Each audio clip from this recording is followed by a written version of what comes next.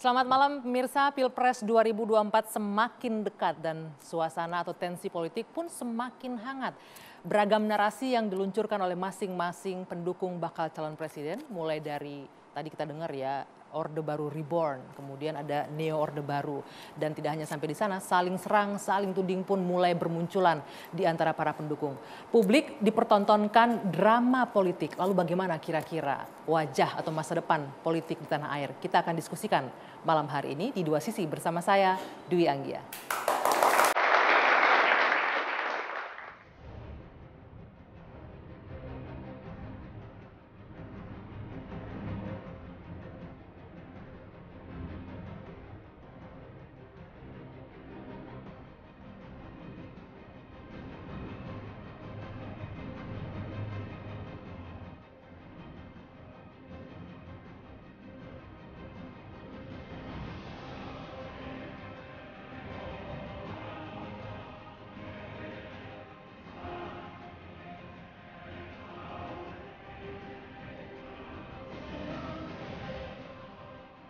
Tadi kan dibilang ini Orde Baru Reborn katanya. Wah, gak. Kalimatnya itu loh, kalimatnya itu milenial. Hari ini apa yang kita hadapi itu dulunya itu bareng sama kita. Nah, apakah orang yang menuduh kami Neo Orba itu institusinya bersih dari tindak pidana korupsi, ya? Termasuk capres dan cawapresnya. Nah, itu kan nanti akan dipertanyakan oleh publik.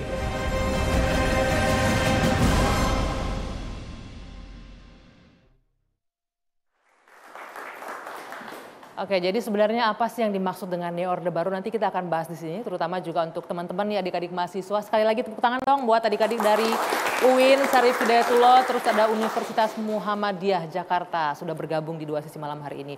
Saya akan langsung perkenalkan narasumber saya. Dari ujung sebelah sana ada Bung Ismail Bahtiar, Jubir Relawan Perubahan Amin. Selamat malam. Waalaikumsalam, boleh digunakan mikrofon. Selamat malam, Assalamualaikum. Ya, waalaikumsalam. Kemudian ada Bung Rinto Wardana, Ketua Teman Ganjar. Selamat malam. Boleh digunakan. Selamat malam semua. Dan ada Bung Immanuel Ebenezer, Ketua Prabowo Mania 08. Selamat malam, mic-nya boleh dipakai. Saya mau disclaimer dulu.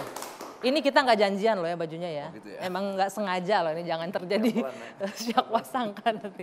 Oke, di ujung sana ada Bung Panggisari Caniago, pengamat politik, Direktur Foxpol Center. Boleh digunakan nanti mikrofonnya ya. Oke, semuanya. Tadi bapak-bapak malam kita sudah menyaksikan ya pernyataan tadi ada Mbak Puan tuh yang ngomong. Ini Orde Baru Reborn. Terus nggak lama kita juga dengar politisi PDIP bilang ini Neo Orde Baru. Mas Rinto, boleh dijelaskan ini maksudnya apa yang dimaksud dengan Orde Baru itu siapa sebenarnya? Ya, selamat malam. Kalau kita menyikapi terkait dengan Orde Baru, Neo Orde Baru yang tadi disampaikan itu sebenarnya tidak kaget kita sebenarnya kalau kita mendengar kata-kata ini. Karena kenapa? Kita melihat fakta yang terjadi di lapangan itu di mana kita diperhadapkan pada kondisi ketika sebelum 98.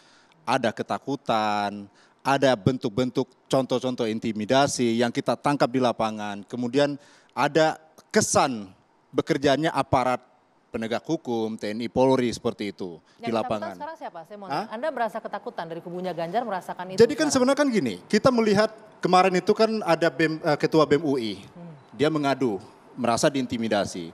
Lalu kemudian di kantor DPC-nya PDIP di Solo juga ada sekelompok aparat kepolisian yang saya nggak tahu berjaga-jaga di sana, di mana sebelumnya ini kan tidak pernah dilakukan. Ya. Seharusnya kan kalau ini kita anggap sebagai sebuah kelaziman, sebelum-sebelumnya mereka melakukan hal yang sama. Tetapi kok kenapa pada saat masa-masa Pilpres di mana eskalasi sedang tinggi-tingginya, aparat kepolisian ada melakukan seperti itu. Hadir di tempat-tempat. Kali untuk meningkatkan intensitas keamanan. Sebenarnya kan begini, kalau kita mengatakan berjaga ini kan yang perlu dijaga kan ada banyak nih. apakah di kantor DPC PDIP di Solo itu ada sesuatu yang mencurigakan yang mana bisa kita tafsirkan ada kegiatan melanggar hukum misalnya, ya itu hal yang wajar, nggak ada masalah. Tapi Anda merasa terintimidasi PDIP? Seharusnya tidak perlu ada di situ karena semuanya kan baik-baik saja. Kecuali misalnya ada pertengkaran di antara sesama kader PDIP di sana, ya silakan kepolisian datang sendiri. Lalu kemudian ini kan beruntut nih. Kecuali misalnya hanya di Solo saja itu terjadi dan di BEM UI ini tidak terjadi, ya kita mungkin masih menganggap hal yang wajar. Tetapi ini kan ada rentetan nih, setelah di Solo kemudian berbarengan pada momentum yang sama juga Ketua BEM UI mengaku diintimidasi. Dan ini kan menimbulkan kecurigaan di antara kita sebagai relawan teman Ganjar. Ada apa ini? Apakah ini shock terapi buat kita supaya kita tidak macam-macam, tidak bersuara atau melakukan kampanye politik ke grassroots atau seperti apa? Apakah kita harus dipaksa diam untuk berhenti untuk mendukung capres kita atau bagaimana? Kan itu yang kita curigai. Kenapa harus seperti ini yang terjadi? Sebentar, tapi curiganya ke siapa sih? Saya penasaran. Ini curiganya kemana berarti? Ke polisinya berarti atau kemananya? Jadi gini, sebenarnya kan kalau kita melihat, kita mau harus jujur pada diri kita sendiri. Bahwa di capres sebelah itu kita lihat sedang gencar-gencarnya kedekatan antara Pak Jokowi dengan Pak Prabowo itu kan kita lihat. Itu saya akui benar, ada. Seperti itu. Nah, sementara kita tahu bahwa Pak Jokowi itu pemegang kekuasaan tertinggi, baik itu kepolisian, TNI juga kan ada di bawah supervisi beliau. Nah, itu yang membuat kita, sementara Pak Jokowi ada cenderung ke pihak Pak Prabowo, lalu kemudian terjadi yang di lapangan seperti ini. Lah ini apa? Pak Jokowi itu PDIP loh. Ya, tapi kan fakta yang kita lihat sekarang ini kan seolah-olah ini. Apakah kesan ini diciptakan seperti itu seolah-olah sudah tidak bersama dengan PDIP atau tidak? Tetapi kami sebagai relawan kami melihat bahwa Pak Jokowi sedang tidak bersama dengan perahu kami, kan seperti itu. Beda perahu. Apakah ini juga dirasakan oleh pihak dari kubu Amin? Atau cuma PDIP aja yang ngerasa? Saya rasa bukan hanya kubu Ganjar, kubu Amin, tapi hampir seluruh masyarakat merasakan itu, Mbak. Saya ingin berangkat dari sejumlah peristiwa politik. Jadi ini bukan satu kasus yang baru terjadi hari ini. Ada peristiwa-peristiwa yang menjadi rentetan persoalan-persoalan politik yang kemudian kita anggap ini isu tentang New Orde Baru bukan isu yang baru. Di 2019 ketika menjelang masa pelantikan, isu ini muncul. Di mana ada ketakutan masyarakat jangan sampai keluarga presiden ikut terlibat dalam politik dan itu terjadi. 2019 kalau tidak salah itu dari kubunya Pak Prabowo menuju yang menyampaikan ke Pak Jokowi itu. pada saat itu. Secara substansi bahwa memang isu tentang Neo Orde Baru ini ada, nyata adanya. Dan jangan mempersoalkan persepsi publik. Ya, saya ingin sampaikan bahwa ternyata akhir-akhir ini yang kita lihat, sebutlah misalnya keputusan Mahkamah Konstitusi yang baru-baru ini, Mbak Anggi. Di mana meskipun sudah ada obat, meskipun tidak menyembuhkan perasaan masyarakat, ya saya merasa bahwa publik hari ini dipertontonkan dengan contoh yang mohon maaf saya harus sampaikan. Ini adalah contoh yang tidak baik bagi demokrasi kita ke depan.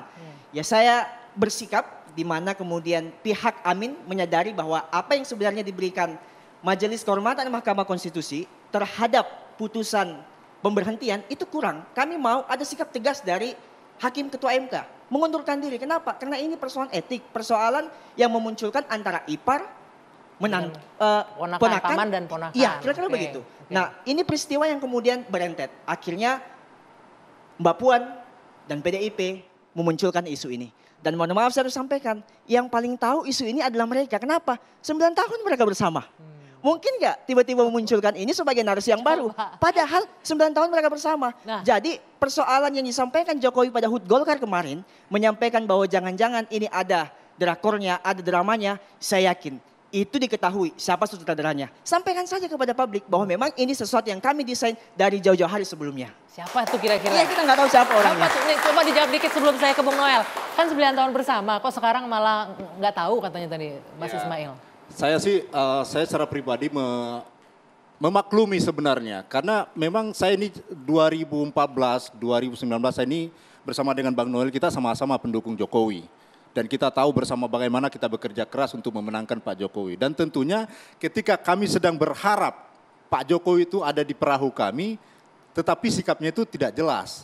Bahkan kami menyimpulkan Pak Jokowi sedang meninggalkan perahu ini, di mana dia dibesarkan sebelum-sebelumnya. Apakah karena meninggalkan perahu ini terus kemudian muncullah narasi-narasi, wah ini neo orde baru, Tetapi enggak juga, karena begini, tadi sudah sempat disinggung, kita tidak bisa berandai-andai. Yang kita bicarakan di sini adalah fakta yang terjadi di lapangan. Itu yang kita lihat. Ibarat ada seorang yang kencing di celana, kita lihat basahnya, tetapi yang merasakan hangatnya kan dia.